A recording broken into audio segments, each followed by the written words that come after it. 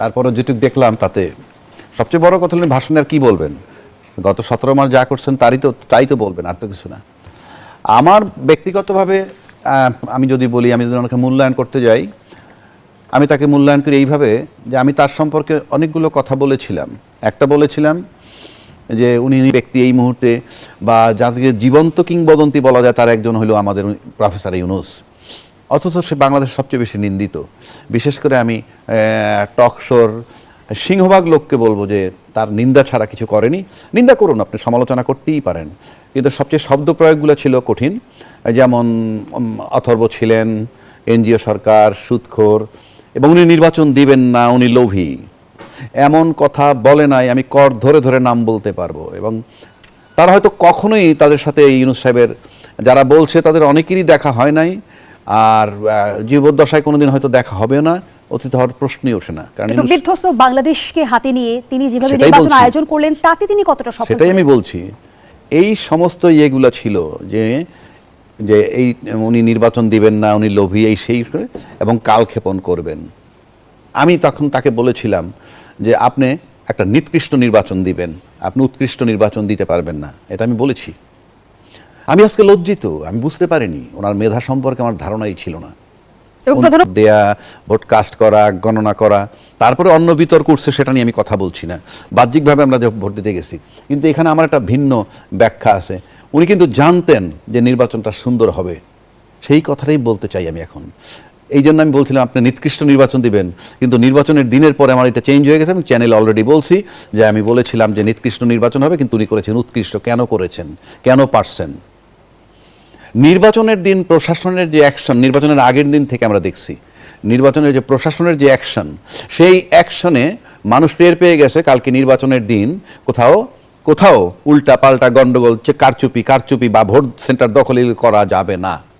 এই যে ইমপ্রেশনটা প্রশাসন দিতে পেরেছে, এটা কি ইউনূস সাহেব বলেছেন তাই করেছে? যদি তাই হয় তাহলে 17 মাস উনি যন্ত্রণায় ছিলেন কেন? 17 মাস তো উনি প্রশাসনের কোঅপারেশন পাননি, এটাই আমি বলতে চাচ্ছি। কেন পেয়েছেন? অর্থাৎ সবাই নিশ্চিত ডাউট করতো তাকে যে উনি যাবেন না, উনি এ পর্যন্ত যা যা বলেছেন সব ঠিক রেখেছেন। এবং নির্বাচন বলছেন 12 তারিখ না, ঠিক 12 তারিখই হবে, একদিন আগেও না, একদিন পরেও না। প্রশাসন তাহলে এই 2 দিন এই কাজটা কেন করলো? এটা করছে প্রশাসন যখন নিশ্চিত হয়েছে যে ইউনূস সাহেব চলে যাবেন, এবং এই নিশ্চিত হয়েছেন যেহেতু, তাই কোঅপারেট করেছেন। এবং এর আগের 17 মাস কোঅপারেট কেন করেননি? যে যদি করি আর সে যদি থেকে যায়, মানে এই যে সন্দেহ, যদি থেকে যায় তাই তাকে ডিস্টারবেন্সে রাখছে। কিন্তু ইউনূস সাহেব নিশ্চিত করছেন, যখন তার চলে যাওয়াটা নিশ্চিত হয়েছে, সে কারণে এই কোঅপারেশন হয়েছে। কারণ এটা আমি ব্যক্তিগত, এটা আমার ব্যাখ্যা, হয়তো ইউনূস সাহেব বলবেন না। ইউনূস সাহেবের কমান্ডে যদি প্রশাসন ওই 2 দিন এত কাজ করতে পারে, পিছের 17 মাস হইল না কেন?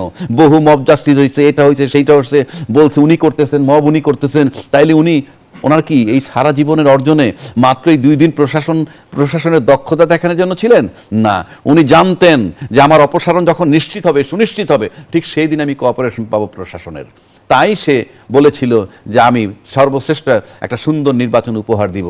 এটা উনি জানতেন যে নির্বাচনের সময় আমার কোঅপারেট এই জন্য করবে আমার যাওয়া নিশ্চিত বলে। অসংখ্য ধন্যবাদ জানাচ্ছি অ্যাডভোকেট আবু হেনা রাজ্জাককে, অধ্যাপক ডক্টর মাফরুহিত। সে যে এটা তৈরি করলো এই কয়দিনে, এই 18 মাসে যে নিদর্শন তৈরি করলো, যেটা একটু আগে বলছি এখনো বলছি, তবু ধারাবাহিক কয়েকটা কথা বলি। যেমন উনি ক্ষমতা ছাড়বেন না, উনি নির্বাচন দিবেন না, উনি -4 ফর্মুলা নিয়ে ব্যস্ত আছেন, তারেক রহমান সাহেবকে উনি দেশে আসতে দিবেন না, তারপরে সুষ্ঠু নির্বাচন করার ক্ষমতা ওনার নাই, ইত্যাদি ইত্যাদি নানান অভিযোগ ছিল। এবং উনি কিন্তু এস্টাবলিশ করে দিলেন যে ইয়েস, উনি যে বর্ডার লাইন দিয়েছেন সেই লাইন মতো উনি চলে যাচ্ছেন। এবং এই যে যাওয়ার কত সুন্দর একটা ব্যবস্থা করে যাচ্ছেন, একটা ভালো নির্বাচন দিয়ে এবং সম্পূর্ণ শান্তিপূর্ণ অবস্থায় ক্ষমতাটা হস্তান্তর, এখান থেকে একটা লেসন নেওয়া উচিত। 1, 2, তার সবচেয়ে বড় সাকসেস হইলই যে আপনি বাংলাদেশে এই প্রথম কোনো সরকার ক্ষমতা নেওয়ার আগে 1000-এর উপরে ডেড বডি ছিল, 30,000-এর বেশি আহত হয়েছিল, ক্ষতি পালাই গেছিল বাইতুল মোকাররমের, বাংলাদেশ ব্যাংকের গভর্নর পলাতক হয়ে গেল, বিচারপতিরা চলে গেছে, পুলিশ অফিসার চলে গেছে। তারপরেও উনি এই মতো অবস্থায় এই 18 মাসের মধ্যে 100 ভাগ রাজনীতিবিদ এবং প্রশাসনের কোঅপারেশন ছাড়া এই যে $29 বিলিয়ন রিজার্ভ রাখা, প্লাস ব্যাংকগুলো দেউলিয়া হয় নাই, এবং গণতান্ত্রিক ধারা যে অব্যাহত, মানে যে সূত্রটা করে গেলেন, সূত্রপাতটা করে গেলেন ভঙ্গুর অবস্থার মধ্যে, এখন বলতে পারেন কোনো সংস্কার উনি করতে পারেন? ইয়েস, পারেন নাই, কারণ সেটার দায় ওনাকে দেওয়া যাবে না। উনি তো 8 মাস বাংলাদেশের রাজনীতিবিদদের সাথে বসছেন।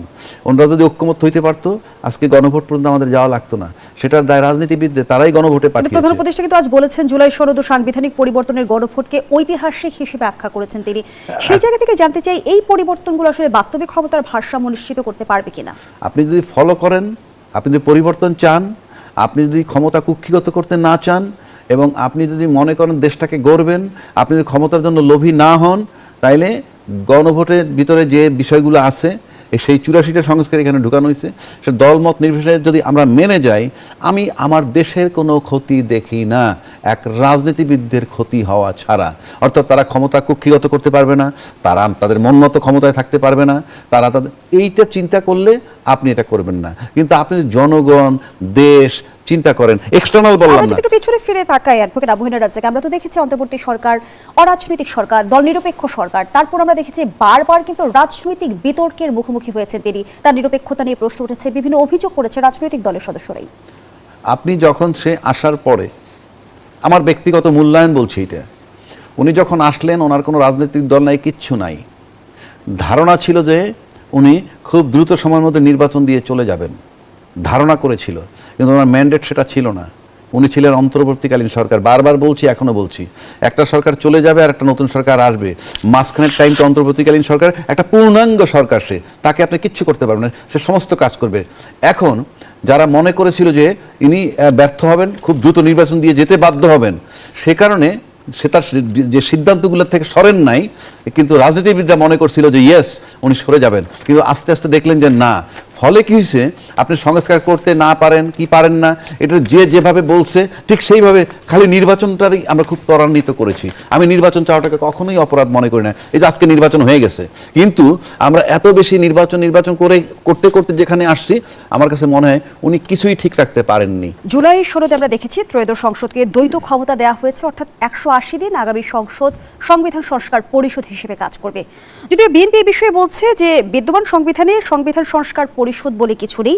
বিএনপি স্থায়ী কমিটির সদস্য সালাউদ্দিন আহমদ বলেছেন, এটা যদি সংবিধানে ধারণ হয়, সেই মর্মে সংশোধন হয় এবং সেই শপথ পরিচালনার জন্য সংবিধানের 3য় তফসিলে ফর্ম হয়, কে শপথ পাঠ করাবেন সেটি নির্ধারিত হয়, তারপরে হলে হতে পারে। তাহলে কি সংবিধান সংস্কার পরিষদ গঠন নিয়ে সংশয় তৈরি হলো? ভাই, এটা আমি কি বলবো বলেন। আপনি যদি গণভোট, যখন জনগণের রায় গণভোট হয়ে গেল এবং গণভোটটা পাশ করছে কে? জনাব তারেক রহমান সাহেব যখন বলছেন হাতে ভোট দিন, তারপরে সে বিপুল ভোটে গণভোটটায় জয়লাভ করলো। এখন সেই গণভোটের আলোকে আপনাকে সংবিধানটা সংস্কার করতে হবে। এখন সংস্কার করতে গেলে আপনাদের সংস্কার পরিষদ হিসাবে ওত নিতে হবে। এখন কোনটা আগে করবেন? যদি সংসদ সদস্য হিসাবে আপনি ওত নিয়ে নেন, তাহলে রাষ্ট্র পরিচালনা করবেন কিভাবে? আগের সংবিধানে তো ফেব্রুয়ারি 2026-এ নির্বাচনই নাই। আগের সংবিধানটা দেখলে তো ফেব্রুয়ারি 2026-এ কোনোভাবে নির্বাচন হতে পারে না। এখন কি হচ্ছে, নির্বাচন হয়ে গেল, পার্লামেন্ট বসবো, চালাবো, চলতে থাকবে, এছাড়া তো আমি কিছু দেখি না। জাস্ট আমরা অনিয়মে আছি। আপনি বলেন না ফেব্রুয়ারি 2026-এ নির্বাচনটা হইলো, এটা এই যে সংবিধানটার কথা বলা, তাতে কি সংবিধানে 2026-এ কোনোভাবে নির্বাচন আসে? হয় 2029-এ আসবে, আর নয়তো সংসদ ভেঙে যাওয়ার পর পরবর্তী 90 দিনের মধ্যে, নয়তো আরও 90 দিনের মধ্যে, 180 দিনের মধ্যে আসার কথা। আসছে ফেব্রুয়ারি 2026-এ, এটা কোন সংবিধানে আসলো? এখন ভাই নির্বাচন হয়ে গেছে, যাবেন পার্লামেন্টে, কি করবেন না করবেন, 2/3 মেজরিটি চালাবেন, শুরু করলাম, শেষ। আমার কাছে ব্যক্তিগতভাবে আমার কাছে এইটাই মনে হয়। তা নইলে আপনাকে এটা আইনি রূপান্তরিত গণভোটের আলোকে একটা সংস্কার করতে হবে। সেই সংস্কার করে তারপরে পরিচালনা শুরু করবেন। আপনি এটা শুরু করবেন কিভাবে আমি ঠিক জানি না, আমার মাথায় আসে না। একইভাবে আমরা দেখেছি যে জুলাই সনদে উচ্চ কক্ষের বিষয়ে গঠন প্রক্রিয়া নির্ধারিত করা আছে। কিভাবে হবে? এটা তো সেখানে কিন্তু আবার বিএনপি নোট অফ ডিসেন্টও আছে। তাহলে কোন প্রক্রিয়া? সেটাই তো বলতেছি, গণভোটের ভিতরে উচ্চ কক্ষ নিম্ন কক্ষ আছে। গণভোটের যে সংস্কার, আবার ওইদিকে তাদের ইশতেহারে উচ্চ কক্ষ নিম্ন কক্ষ আছে। উচ্চ কক্ষ বানাইতে সবাই আগ্রহী, তাতে দ্বিমত নাই। দ্বিমত হলে কোথায়? গণভোটের যে আলোক, সেই আলোকে হবে নাকি ইশতেহারের আলোকে হবে? ইশতেহার তো দলীয়, গণভোট তো সারা দেশের জনগণের। গণভোটের ভিতরে যে সংস্কারের যেহেতু কথা বলা বিএনপি আছে, সেই প্রস্তাবে সুনির্দিষ্টভাবে নোট অফ ডিসেন্ট দিয়েছে, তাহলে কি বিএনপি বাধ্য থাকবে? আপনি যখন গণভোট হয়ে গেল, ন্যায় অন্যায় হিসাব নিকাশ পরের কথা, আপনারা তো ঐক্যমত হইতে পারলেন না বিধায় তো গণভোটে গেলাম। গণভোটে তো হা আর না হয়েছে, আর তো কিছু হয় নাই। হা আর না হইলে হা জয়যুক্ত হয়েছে, এবং সেক্ষেত্রে আপনি নোট অফ ডিসেন্ট তো গণভোটের পর আর থাকবে না, আপনি গণভোটের পর এটা থাকবে না। এখন আপনি যদি বলেন থাকতে পারে, কারণ আপনার তো কারোর উপরে নির্ভর করতে হচ্ছে না। You have got 2/3 majority, whatever you like you can do, যা আপনি ভালো মনে করেন করতে পারেন। বাট প্রশ্ন হচ্ছে কনসিকুয়েন্সগুলো কি হবে, সেটা ভাবতে হবে। 5ই আগস্ট যে সরকার তার চেয়ে ক্ষমতাধর, তার চেয়ে ক্ষমতা খাটাবে, প্লাস তখন যেভাবে পুলিশকে ব্যবহার করা হয়েছে, বিনা বিচারে হত্যা, ক্রস ফায়ার, আয়নাঘর, সেগুলার রিপিটেশন যদি না হয়, তাহলে তো শেখ হাসিনা যেভাবে চালাইছে তার 30 ভাগের 1 ভাগও প্রশাসনকে এভাবে ব্যবহার করা যাবে না। সুতরাং বোঝা মুশকিল, জনরায়কে যদি আমরা গুরুত্ব না দিই, তার কনসিকুয়েন্স কি হতে পারে সেটা সময় বলে দিবে। ধন্যবাদ জানাচ্ছি অ্যাডভোকেট আবুল রাজ্জাককে। অধ্যাপক ডক্টর মাফরুজ ছিল না যে আসলে নির্বাচনটা কেমন হবে, নির্বাচনে কে জয়লাভ করবেন, নির্বাচনে কি কারচুপি হবে নাকি হবে না, এই যে মানে অর্থাৎ বাংলাদেশে যে নির্বাচন ঘিরে এই যে এক ধরনের মানে নাটকীয়তাই বলি অথবা এক ধরনের উত্তেজনাই বলি, এইটা যে ধরে রাখা গেছে, এটা আমি মনে করি যে এই নির্বাচনের অবশ্যই একটা বড় উপাদান। তবে আমি কিছুটা হলেও ওনার সাথে একটু যোগ করব, সেটা হচ্ছে যে প্রশাসন তো অবশ্যই এক্ষেত্রে সাধুবাদ পাওয়ার যোগ্য। তারা আসলে যে বাংলাদেশে যারা প্রশাসনে থাকেন, তারা যে চাইলে অনেক ভালো কিছু করতে পারেন তার প্রমাণ এই নির্বাচনটাই দিয়েছে। কিন্তু তার সাথে আমি যেটা যোগ করব সেটা হচ্ছে যে আসলে এই যে দীর্ঘদিনের যে মানে যেটাকে বলে যে নির্বাচন নিয়ে, প্রশাসন নিয়ে, দুর্নীতি নিয়ে দীর্ঘদিনের যে অনেক মানুষের যে আস্তে আস্তে যেই জায়গায় যে দেওয়ালের পিঠ থেকে গেছে, তারপরে যেই জুলাই বিপ্লব, এই জুলাই বিপ্লবের যে বার্তা, সেখানে কিন্তু আসলে এর ছাড়া আর কোনো উপায়ও ছিল না। মানে শুধু যে অধ্যাপক ইউনূসের ছিল না, শুধু যে প্রশাসনের ছিল না তা না, আসলে আমাদের কাউরেরই একটা সুষ্ঠু নির্বাচন ছাড়া এখান থেকে বের হওয়ার কোনো রাস্তা ছিল না, এরকম একটা পথ করে দিয়েছেন। আর যেটা বললেন যে আসলে এই যে সরকার, এই সরকারেরও অনিশ্চয়তা ছিল যে উনি দিবেন কি না, কোন রাস্তায় যাবেন, থেকে যাবেন কি না। কিন্তু ওনার প্রতি কৃতজ্ঞতা আসলে আমি আমার জীবনে এটা দ্বিতীয়বার দেখলাম। বিচারপতি শাহাবুদ্দিন যেরকম এক ধরনের স্বাক্ষর রেখে গেছেন ন্যায় নীতির, ঠিক একইভাবে অধ্যাপক ইউনূস অনেক সমালোচনার পরেও, বিভিন্ন ধরনের সমালোচনার পরেও আসলে উনি যে মানুষ হিসাবে তার কমিটমেন্ট রাখার জন্য যেই জায়গাটা, সেই জায়গাটা যে তৈরি করে গেলেন, এটাই আসলে ভবিষ্যৎ সরকারের জন্য। সরকারের 18 মাসের শাসনকাল নিয়ে যদি সফলতা ব্যর্থতাগুলো জানতে চাই, সেটি কিভাবে মূল্যায়ন করবেন? অন্তর্বর্তী সরকারের সবচেয়ে বড় সফলতা একটা সুন্দর নির্বাচন উপহার দেওয়া, যা আমার কাছে মনে হয়েছে। এছাড়া খুব সংক্ষেপে যদি বলি যে আসলে দেশ তো একটা পর্যায়ে ছিল, সেখানে মুদ্রাস্ফীতি ছিল। মুদ্রাস্ফীতি যেটা আমরা যে খাদ্য মুদ্রাস্ফীতি যেটা বলি, সেটা কিন্তু 14%-এর উপরে ছিল, সেখান থেকে কমিয়ে এখন হয়তো প্রায় অর্ধেক হয়ে গেছে। আর সামগ্রিক মুদ্রাস্ফীতি কিন্তু 8-এর কাছাকাছি চলে গেছে। এখানে একটা তারা সাফল্য দেখিয়েছে। রেমিটেন্স এবং রিজার্ভ, এই দুটো বোধহয় 32 মিলিয়নে চলে যাবে রিজার্ভ এখন। এখানেও একটা মানে স্বল্পকালীন সময়ে তারা সাফল্য দেখিয়েছেন। এছাড়া বাকিগুলোর হয়তো একেবারে আমি বলবো যে অত ফলাফল হয়তো আসেনি, কিন্তু যেমন দীর্ঘমেয়াদী হতে পারে বা পরবর্তীতে কি হবে, যেটা তাদের আসলে কাজ ছিল না, ম্যান্ডেট ছিল না, যেগুলো নিয়ে হয়তো অনেক সমালোচনা হয়েছে। কিন্তু বিভিন্ন ধরনের যে সংস্কার, যেমন ওই যে সাইবার নিরাপত্তা আইন যেটা ছিল, সেটাকে খুব দ্রুততার সাথে বাতিল করা। আর এই সময়টাতে আমরা অপেক্ষাকৃত কম দেখেছি যে মত প্রকাশের জন্য কাউকে হয়রানির শিকার হতে। এই জায়গাগুলোতে আমি মনে করি যে সরকার সাফল্য দেখিয়েছে। তবে ব্যর্থতার জায়গাটা আমার কাছে মনে হয় যে একটা মানে স্বল্পকালীন সরকার হলেও, বিশেষ করে যে কূটনীতির ক্ষেত্রে যে সমতাটা, এটা একদিক থেকে সাফল্যও ছিল যে কিছুটা সমতা ফিরিয়ে এনেছেন। আবার হয়তো যে বিশেষ করে যে আমাদের যে প্রতিবেশী রাষ্ট্র ভারত, তাদের সাথে সম্পর্ক যেই জায়গায় গেছে সেখানে হয়তো ধরে রাখা যায়নি খুব বাস্তব কারণে। এটা ঠিক মানে সরকারের ব্যর্থতা আমি যতখানি না দেখি, তার চেয়ে আমি দেখি যে আমাদের যে প্রতিবেশী রাষ্ট্র আছে তাদের হয়তো নীতিগত কোনো কারণ আছে। কিন্তু ওই বলার জন্য যদি বলতে হয় যে সরকারের ব্যর্থতার কোন জায়গাটা, এই একটি জায়গা। আর সবাইকে যে একত্রিত রাখতে পেরেছেন, শেষ পর্যন্ত নির্বাচনটা যে সুষ্ঠু হয়েছে, এটাই আমি মনে করি যে এই সরকারের আসলে একমাত্র কাজ ছিল, এবং সেটা তারা সফলতার সাথে 100-100। অসংখ্য ধন্যবাদ জানাচ্ছি আপনাকে অ্যাডভোকেট আবুল রাজ্জাকী। অন্তর্বর্তী সরকারের এই 18 মাসের শাসনকাল কি ভবিষ্যৎ অন্তর্বর্তী সরকারের ব্যবস্থাপনার ক্ষেত্রে যদি আমরা মানদণ্ড নির্বাচন করতে চাই, মানদণ্ড হয়ে থাকতে পারবে? ধন্যবাদ আপনাকে এবং আমার সমালোচক মানদণ্ড তো হিসাবে থাকলে তো ভালো, কারণ আপনি যদি তার উদাহরণ সাত্তার, আমরা দেখেছি জুলাই সনদে 84টি প্রস্তাব রয়েছে, এর মধ্যে 47টি প্রস্তাব রয়েছে সংবিধান সংস্কার কেন্দ্রিক। সেই জায়গা থেকে জুলাই সনদ পূর্ণ বাস্তবায়ন হবে নাকি নোট অফ ডিসেন্টগুলো বাস্তবায়নকে বাধাগ্রস্ত করবে? আসলে আমি আমার সহ-আলোচকের সাথে একমত যে আসলে সময় বলে দিবে যে এই বিষয়ে কি হতে যাচ্ছে, কারণ আমরা খুব স্পষ্ট করে জানি যে এই বিষয় নিয়ে রাজনীতিবিদদের মধ্যে সকলের অনেকের মধ্যেই এই বিষয়ে দ্বিমত আছে, একদম সবগুলো বিষয় নিয়ে কেউ একমত না। যেমন এমনকি জুলাই বিপ্লবের যারা অগ্রগামী যারা বলেন, যারা এনসিপি গঠন করলেন, তারাও কিন্তু স্বাক্ষর করেছেন আজকে। তো এই যে এই মতভিন্নতা যেটা আমি আশার কথা বলবো যে আমি আশা করি না যে আমরা পেছন দিকে ফেরত যাব। আমরা যে কোনোভাবেই হোক হয়তো একটা ঐক্যমতে আসবো, এবং সেখানে অপটিমাইজেশন যেটাকে বলে, যে অবশ্যই অনেকগুলো সমস্যা তো আছেই, যে আমাকে ভূতপেক্ষা অনেক ধরনের সংবিধানের যেইভাবে আছে সেইভাবে অনেক ধরনের আইনগুলোকে আমার যেটাকে বলে যে ভূতপেক্ষা ইফেক্ট দিতে হবে আর কি। তা না হলে কিন্তু এই যেটা বললেন যে 180 দিনের কথা বললেন, বা 90 দিনের মধ্যে নির্বাচন হওয়ার কথা, অর্থাৎ সংবিধান অনুযায়ী হলো কিনা ইন্ডিমিনিটি কিছু দিতে হবে। এখন এই জায়গায় এসে আসলে হ্যাঁ এবং না ভোটের যেটা সবচেয়ে বড় সমালোচনা ছিল, যদিও যেটা বললেন যে ওটাই ঠিক, যে বিএনপি কিন্তু এবং তারেক রহমান কিন্তু সরাসরি অন্তত একবার বলেছেন যে হ্যাঁ ভোটের পক্ষে ভোট দেওয়ার জন্য। এখন হ্যাঁ ভোটকে যেইভাবে নেওয়া হয়েছে সেই জায়গায় কিন্তু যেই প্রশ্নটা চলে আসছে, যেটা আপনি করেছেন, যে আসলে কিছু কিছু তো আমার এখানে না আছে, অর্থাৎ 84টার মধ্যে যদি আমি অর্ধেকে একমত হই, বাকি অর্ধেকে যদি আমি একমত না হই, তাহলে আমি কোন ভোট দিব? হ্যাঁ ভোট দিব না ভোট দিব? আমি না ভোট দিলেও আমি ভুল, আমি হ্যাঁ ভোট দিলেও আমি ভুল, যেটাকে আমরা প্যারাডক্স বলি আর কি আছে। তো সেই ক্ষেত্রে আসলে আমি মনে করি ওই আশাই জাগিয়ে, এবং আমরা দেখেছি গণভোটে 74 লাখের বেশি ভোট কিন্তু বাতিল হয়েছে, সেটি কি আসলে এই দ্বন্দ্বের কারণে কিনা, যে সাধারণ ভোটাররা প্রশ্ন বুঝতে ব্যর্থ হয়েছে কিনা? এটা আসলেও আগেও সমালোচনা হয়েছিল ভোটের আগে, যে গণভোটের এই ক্ষেত্রে বিশেষ করে আমাদের মতো দেশে এই রকম জটিল হানা ভোট খুবই কঠিন বিষয়। এটা আমি নিশ্চিত যে আমরা সবাই, যেমন আমি নিজেই হয়তো সবগুলো 84টা পয়েন্ট যদি আপনি এখন আমাকে জিজ্ঞেস করেন। নির্বাচনের পরদিন থেকে দেশের নানা জায়গায় কার্যক্রম নিষিদ্ধ থাকা আওয়ামী লীগের অনেকগুলো দলীয় কার্যালয় খোলা শুরু হয়েছে। 13 ফেব্রুয়ারি থেকে গত 3 দিনে কমপক্ষে 10টি জেলায় আওয়ামী লীগের দলীয় কার্যালয় খোলার ঘটনা ঘটেছে। তবে এর মধ্যে কয়েকটিতে আবার পাল্টা হামলাও হয়েছে। প্রশ্ন হলো, নির্বাচনের পরপরই এমন তৎপরতা শুরু হলো কিভাবে?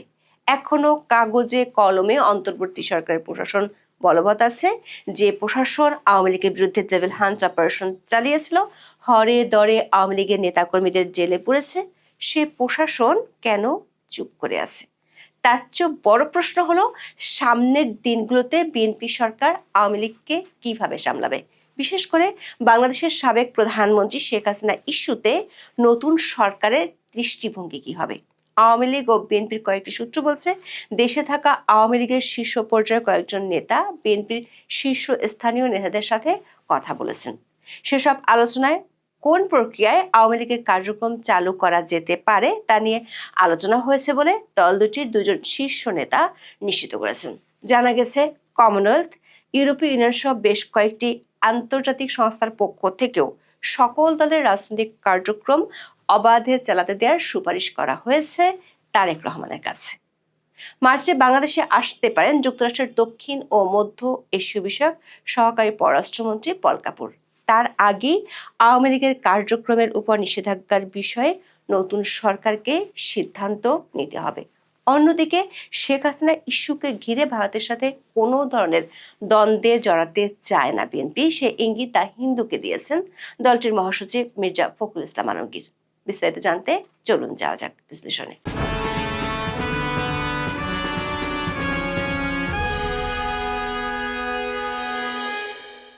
ত্রয়োদশ জাতীয় সংসদ নির্বাচনে নিরঙ্কুশ জয়ের পর প্রথম সংবাদ সম্মেলনে একটি গুরুত্বপূর্ণ বিষয় ছিল আওয়ামী লীগের সমর্থকদের নিয়ে বিএনপির চেয়ারম্যান তারেক রহমানের বক্তব্য।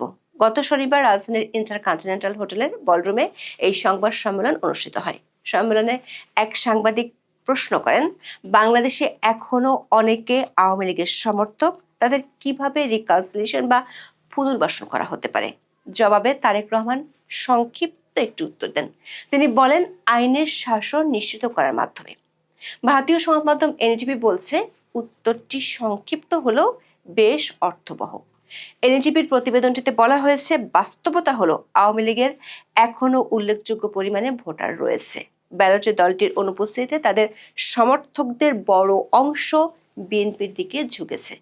দেশি বিদেশি নির্বাচনী পর্যবেক্ষণ সংস্থাগুলো তাদের রিপোর্টে একথা বলেছে। সবশেষ 16 ফেব্রুয়ারি ট্রান্সপারেন্সি ইন্টারন্যাশনাল বাংলাদেশ টিআইবি নির্বাহী পরিচালক ডক্টর ইফতেখারুজ্জামান বলেছেন, আওয়ামী লীগকে বাইরে রেখে এই নির্বাচন অন্তর্ভুক্তিমূলক হলো কিনা এ নিয়ে আরো প্রশ্ন উঠবে।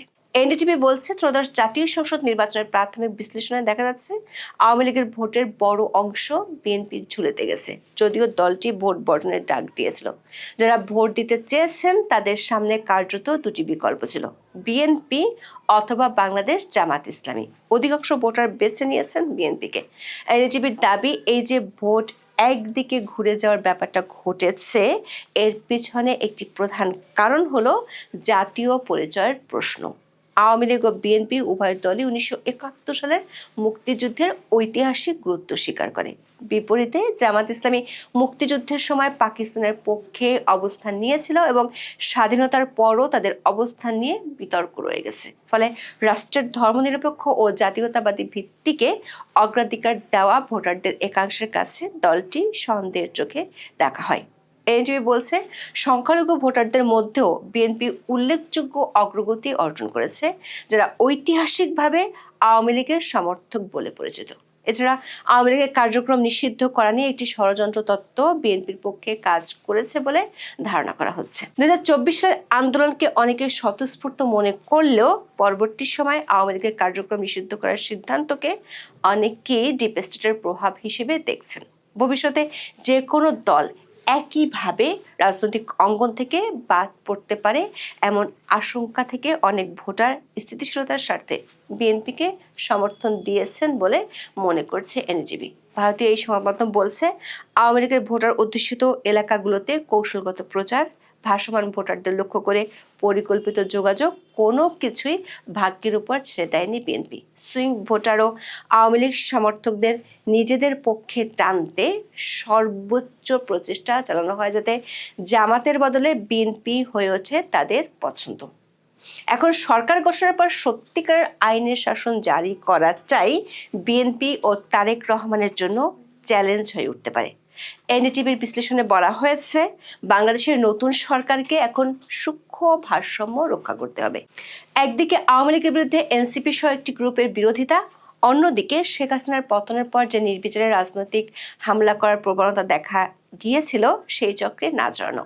এ দুয়ের মধ্যে সমন্বয় হবে বড় চ্যালেঞ্জ।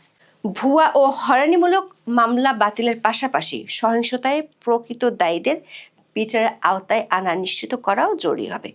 দর্শক, গত 18 মাস ধরে পালিয়ে থাকা আওয়ামী লীগের নেতা কর্মীরা অনেক এলাকাতেই নির্বাচনের পরদিন থেকেই দলীয় কার্যালয় খোলা শুরু করেছেন।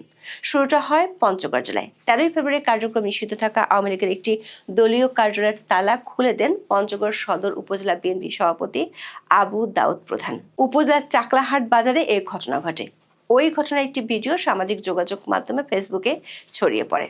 নির্বাচনের 2 দিন পর ঢাকার গুলিস্তানে আওয়ামী লীগের কেন্দ্রীয় কার্যালয়ের সামনে জাতীয় পতাকা উড়িয়েছে একটি দল। তারা বঙ্গবন্ধু শেখ মুজিবুর রহমানের প্রতি সালাম জানান।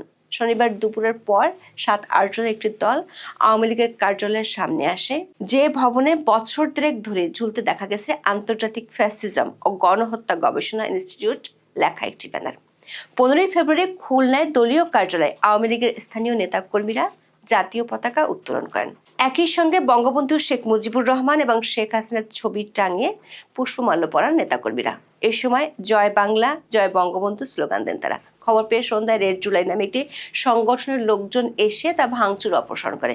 পুলিশ ও স্থানীয় সূত্রে জানা গেছে, 2024 সালের 4 আগস্ট জুলাই আন্দোলনের সময় জেলা আওয়ামী লীগের এই কার্যালয়ে অগ্নিসংযোগ করা হয়েছিল। এরপর থেকে কার্যালয়টি অব্যবহৃত অবস্থায় পড়েছিল। একই দিনে দিনাজপুর জেলা আওয়ামী লীগের অফিস খুলেছে। সকাল 10টার দিকে শহরের বিভিন্ন স্থান থেকে প্রায় 40-50 জন দিনাজপুর জেলা আওয়ামী লীগ ও স্বেচ্ছাসেবক লীগের নেতাকর্মী কার্যালয়ে এসে অবস্থান নেন। এই সময় তারা জয় বাংলা, জয় বঙ্গবন্ধু স্লোগান দিতে দিতে ভগ্নপ্রায় অফিসে ঢোকেন। সেখানে ঘণ্টাখানেক অবস্থান করার পর তারা চলে যান। ঠাকুরগাঁও পীরগঞ্জে উপজেলা আওয়ামী লীগের দলীয় কার্যালয়ে জাতীয় ও দলীয় পতাকা উত্তোলনের মধ্য দিয়ে দলের কার্যক্রমের উদ্বোধন করা হয়। দীর্ঘ 18 মাস পর পটুয়াখালীর দশমিনা উপজেলায় আওয়ামী লীগের দলীয় কার্যালয় খোলা হয়েছে 16 ফেব্রুয়ারি। সোমবার সকাল 7টার দিকে উপজেলার নলখোলা বাজারে বন্ধ থাকা কার্যালয়টির তালা খোলেন উপজেলা বাংলাদেশ যুবলীগ ও নিষিদ্ধ ঘোষিত ছাত্রলীগের নেতারা। প্রত্যক্ষদর্শীরা জানান, এ সময় কার্যালয়ের সামনে জড়ো হয়ে যুবলীগ ও নিষিদ্ধ ছাত্রলীগের নেতাকর্মীরা বিভিন্ন স্লোগান দেয়। পরে কার্যালয়ের ভেতরে ও বাইরে দীর্ঘ 18 মাস পর দশমিনা উপজেলা আওয়ামী লীগের দলীয় কার্যালয়ে শুভ উদ্বোধন শীর্ষক একটি ব্যানার টাঙানো হয়। 2024 সালের 5 আগস্ট বিকেলে দশমিনা উপজেলা আওয়ামী লীগের কার্যালয়ে ভাঙচুর চালিয়ে সেটি তালাবদ্ধ করে দেওয়া হয়েছিল।